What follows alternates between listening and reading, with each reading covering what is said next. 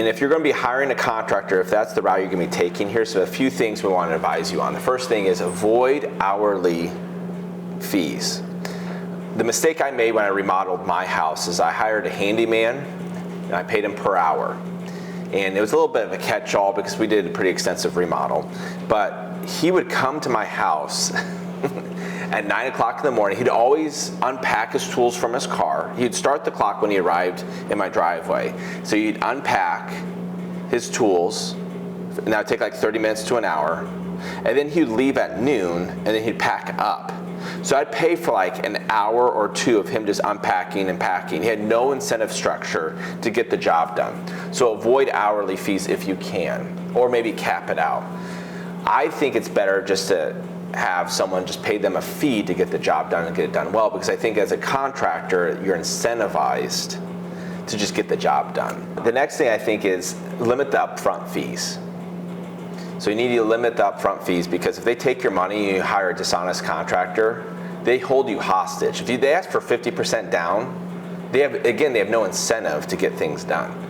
So if they collect that money, that 50%, say it's a $5,000 job and it's $2,500, they collect that, they might push you to the side. They know they have you, and then you're at their mercy of them doing the job. So are there good contractors that do that? Yes. Are there contractors that don't abuse that? Yes. But the point is, to keep everybody honest, avoid unnecessary upfront fees, because otherwise a job that should take a couple days could stretch out for 6 months. Or the last two things is really have specific guidelines and outlines of what's going to be happening. What are the guidelines? When's the start, finish? What's the plan?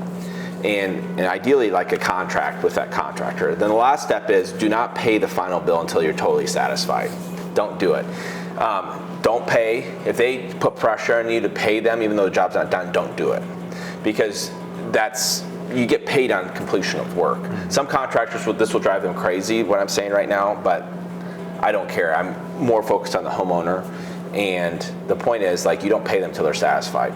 We have visited properties of our past clients when the work is done to help them eyeball it and see what the work is done. And we've also advised them to hire a home inspector too, just a one-time fee to come in and look at the work as well.